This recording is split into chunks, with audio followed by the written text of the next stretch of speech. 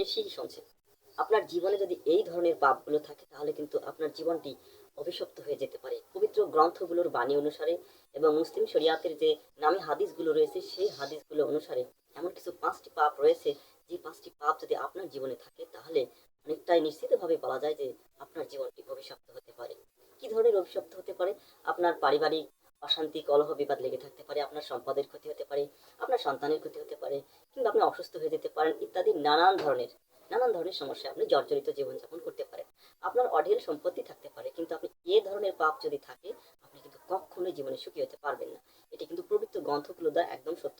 আর এটাও বলা যায় এই ধরনের পাপ কিন্তু আপনি কোনোভাবে ক্ষমা পাবেন না, কারণ পবিত্র কোরআন এবং হাদিসেও বলা হয়েছে যে এই ধরনের পাপ সৃষ্টিকর্তা নিজেও ক্ষমা করবেন না যতক্ষণ পর্যন্ত আপনি সেই ব্যক্তির কাছ থেকে ক্ষমা নিতে না পারবেন। তো চলুন আমরা সেই পাপগুলোর কথা জেনে নিই। প্রথমেই রয়েছে যে মিথ্যা কথা বলা।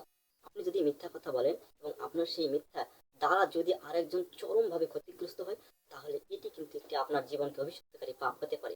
দ্বিতীয় পাপ যেটি সেটি হচ্ছে প্রতারণা। আপনি কারোর সঙ্গে যদি প্রতারণা করেন এবং আপনার এই প্রতারণায় কোনো ব্যক্তি যদি দারুণভাবে ক্ষতিগ্রস্ত বা নিঃস্ব বা অসহায় হয়ে পড়ে, সেটি কিন্তু একদম চরম পর্যায়ের একটি পাপ।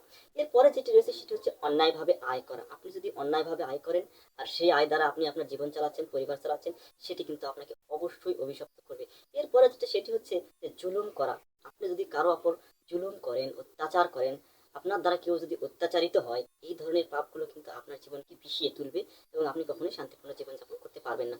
এবং সব শেষে যেটি রয়েছে সেটি হচ্ছে যে কারো হক নষ্ট করা। আপনি একজন হকদারের হককে যদি অন্যায়ভাবে আপনি নিয়ে নেন, আপনি যদি তার হকটাকে পূরণ করে না দেন, এই ধরনের পাপ কিন্তু কোনোভাবেই ক্ষমার যোগ্য নয়। এবং সেই ব্যক্তির কাছ থেকে ক্ষমা না নেওয়া পর্যন্ত আপনি কখনোই ক্ষমা পাবেন না, সৃষ্টিকর্তার দরবারেও পাবেন না। কাজে আপনারা এই ধরনের পাপ থেকে অবশ্যই দূরে থাকবেন। টিম এক্সট্রা আই চ্যানেলের পক্ষ থেকে আপনাদের সবাইকে অনেক ধন্যবাদ।